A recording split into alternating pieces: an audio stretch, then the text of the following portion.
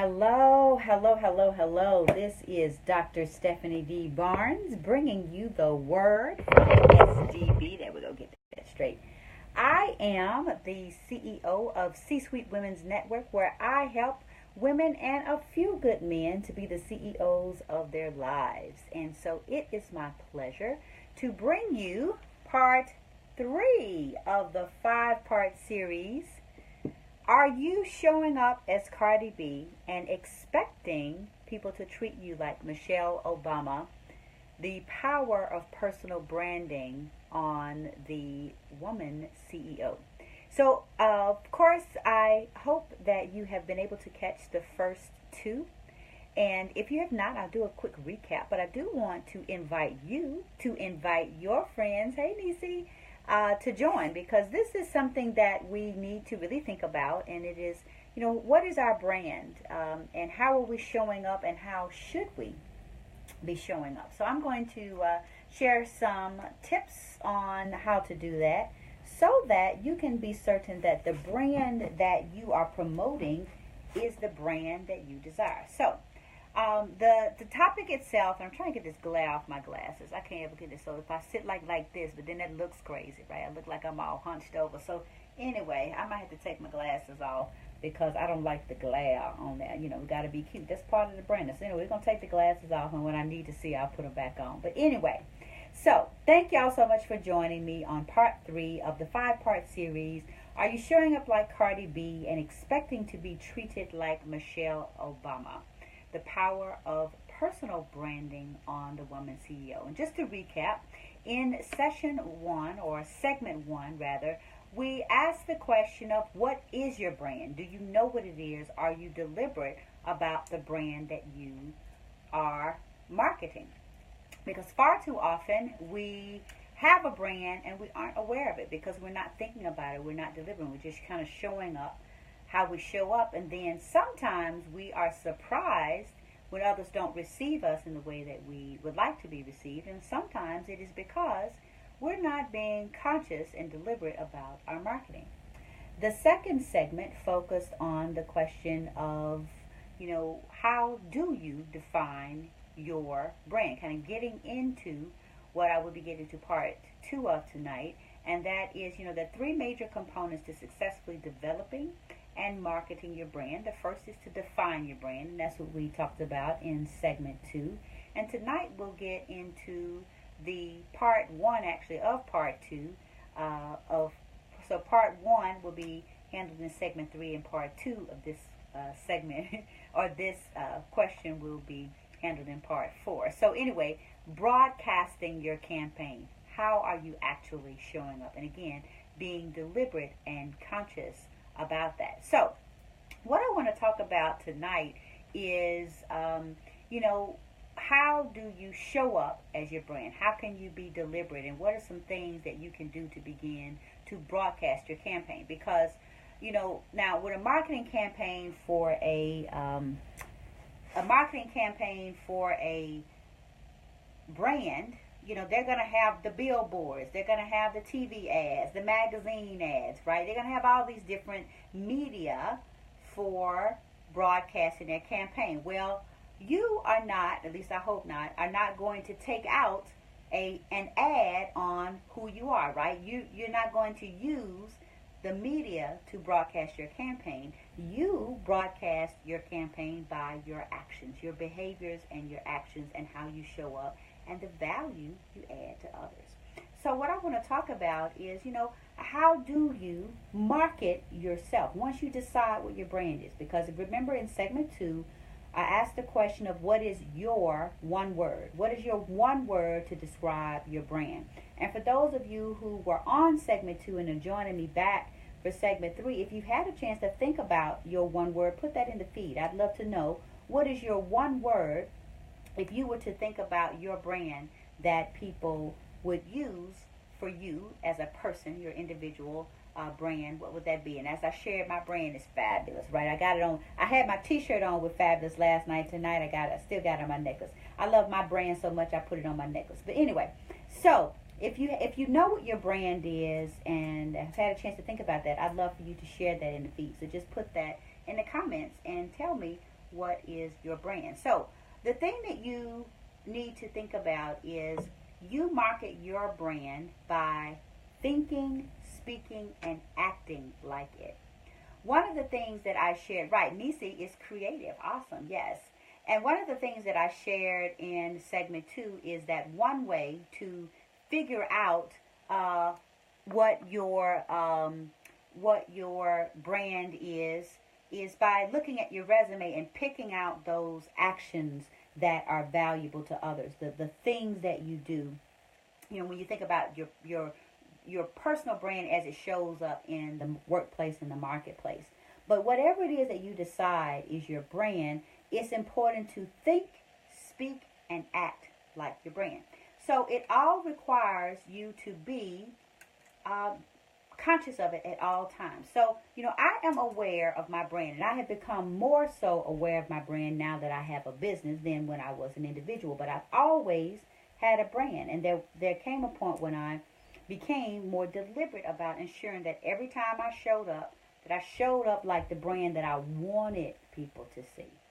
Okay, so if you look on my social media, if you look at the way I dress, if you look at just the way I show up, the way I interact with people, it is reflective, it is authentic, and thinks about my brand, right? So I don't post anything on social media that is inconsistent with my brand. There have been some times where I wanted to share some things. I'm like, maybe not, maybe not. Maybe this is something that is just best kept to myself. So it's always thinking about your brand. Now, is this obsessing over to the point where you don't enjoy yourself? You don't do the things that you're not being fun? No. It's just about taking the power of the pause. I use this concept a lot. The power of the pause, which is when you just take that moment to say, is this going to be a great brand ambassador, or is this going to be something that is going to deter from my brand? So it's something that's really important to be deliberate about. Again, thinking it, asking about it. So if you don't have, so when you start thinking about, you know, who you are as an individual, and then how you show up in the marketplace and in the workplace, it's important for you to seek out opportunities to demonstrate the abilities that are associated with your brand. So I have a personal brand that's fabulous, right? Okay, that's who I am. And fabulous, for those of you who watched part 2, remember I shared with you, I chose this not for its superfluous meaning, but because fabulous by definition means extraordinary. And I believe in taking the extra, whatever that is about me, adding it to the ordinary to create the life I desire and deserve, right? So that's why I use the word fabulous as an individual. But then when I think about who I want to show up as in the workplace and the marketplace, there are other characteristics. Being innovative. I am a visionary. I tend to see the possibility in things. I develop the leader in other people. That is one strength that I have, is being able to help others to reach their leadership potential. Also, I'm a critical thinker, right? So I'm able to think critically about things, but then reduce it to simple concepts. And then finally, you know, I'm able to build teams. When I looked at my resume and I thought about, you know, what my brand was and what was consistent, whether I showed up at work, whether I was in a community organization, whether I was in a private capacity, those were kind of the 5 things. So for you, what are the characteristics of your brand? When people think of you, what does that look like? What are the words that they would use? So, you know, once you identify what that is, then you need to take every opportunity that you can to reinforce it. So, you know, if you don't have that opportunity in your current position or whatever you're doing in the marketplace or workplace now, then you have to create opportunities. Maybe you volunteer. Maybe you start a new business. Maybe you ask for ways to strengthen that part of your brand that you want others to see. Because one of the things that I found was that people always, I am an attorney. You know, I am an attorney. So people always saw me as the lawyer. And so they put this lawyer person in a box and thought that lawyers only did X, Y, and Z. Well, I have a plethora of skills that have absolutely nothing to do with my legal career. And so when I got to a point where I wanted people to see me as something other than the lawyer, then I looked for opportunities to use my innovation in a way that had nothing to do with providing legal advice. So if you are at a point in your career where you want to transition from one career to another, or you want to change and evolve the way people perceive you, then you have to look for opportunities to use that skill so that people see you in that capacity.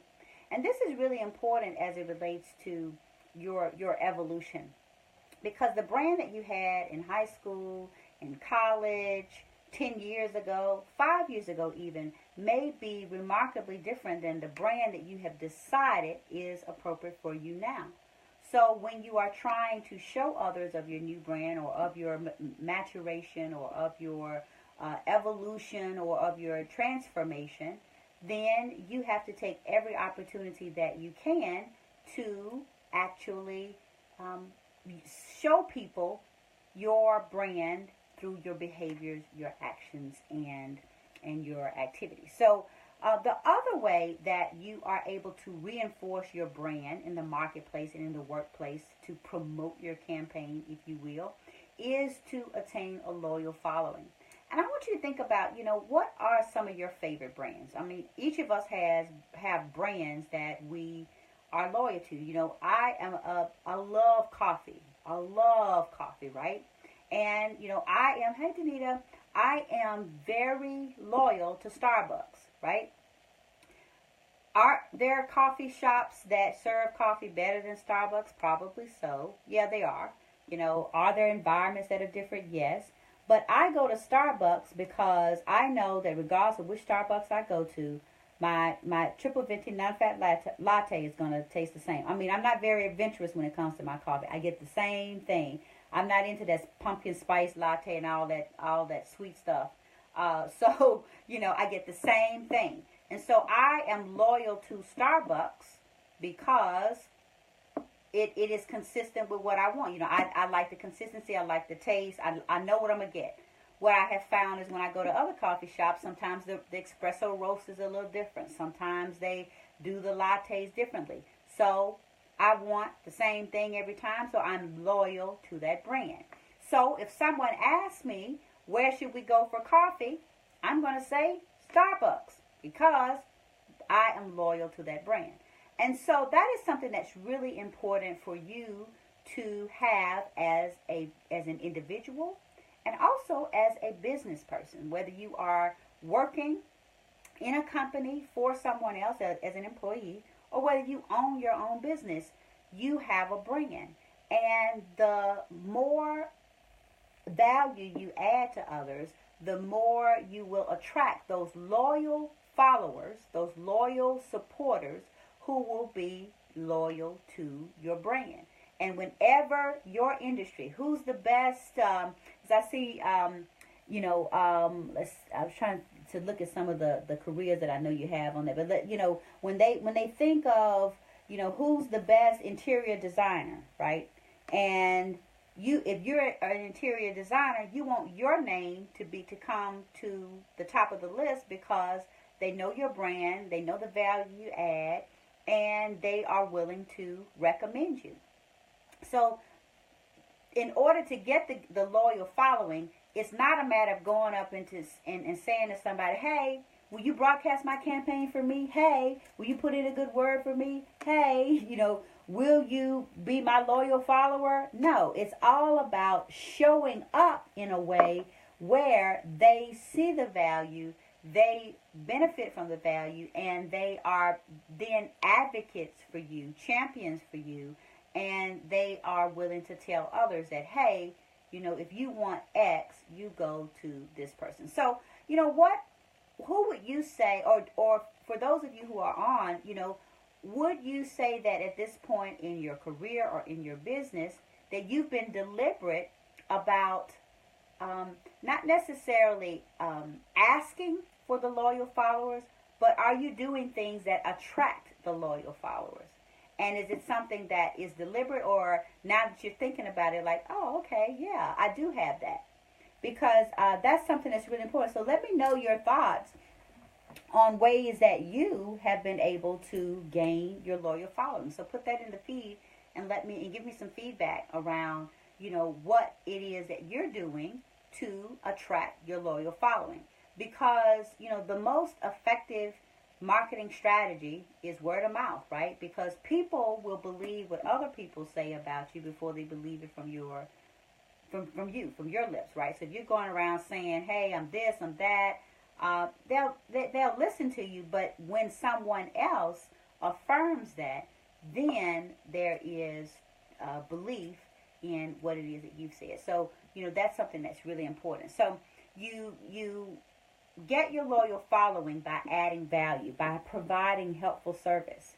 And so sometimes, it's a matter of developing that track record, and being consistent and showing up. So the thing to remember that's really important with respect to building your loyal following, this is not about being popular, okay? There's a difference. And as a leader, as a CEO in the marketplace or in the workplace, you should not be concerned with whether people like you. What you should be focusing on is whether people need you. Because when they need you, then that means they value you, okay? And so that's something that when you're developing your brand, it's really very important. Hey, Shamanda.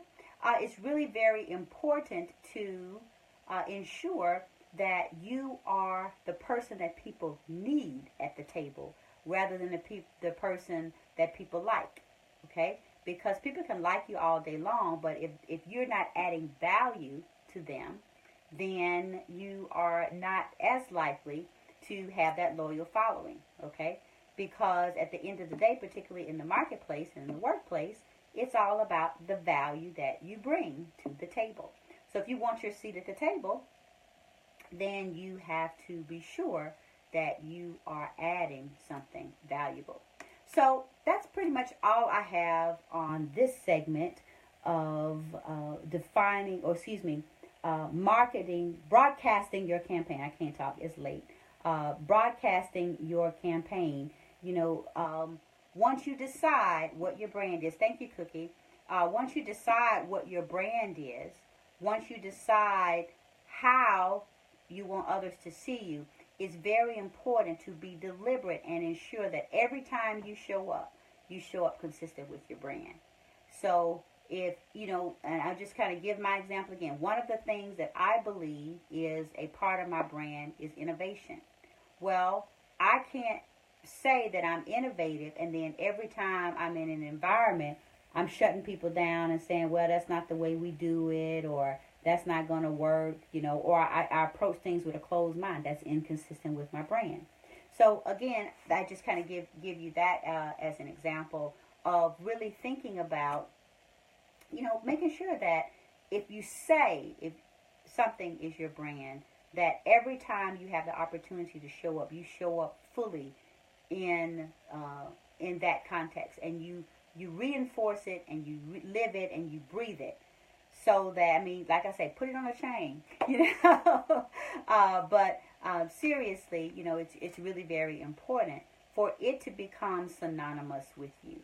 Because, just like for me, Starbucks is synonymous with a consistent quality of something that is important to me. You want to be sure that when people think of you, they are consistent. I'm going to try and read this. Danita says, being consistent with my messages, establishing the relationship with them.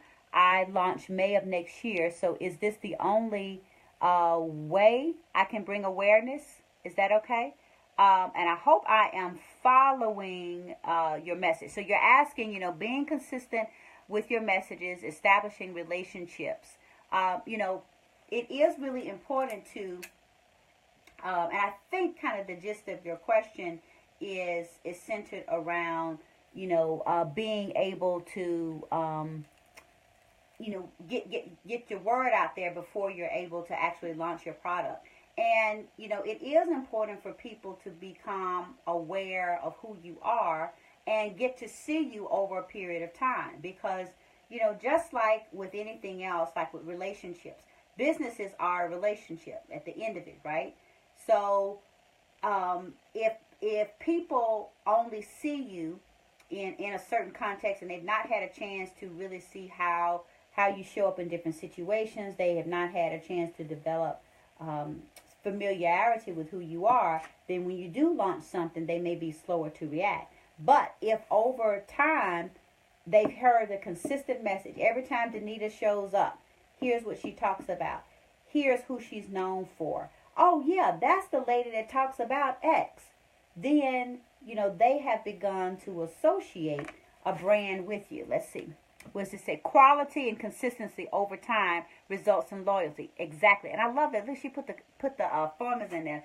I love that. But yeah, I mean, it's all about the substance of what you do, right? It's all about to show up in a way that the way they get you today, the way they see you today is the way they're going to see you tomorrow. And it's all about showing up in your brand consistently. So you don't want to show up one day as someone who's completely reliable, and then the next day you're not, and then the next time you are reliable, because then people don't have trust in you. So it's all about building up that expectation, and it's a consistent expectation. Okay?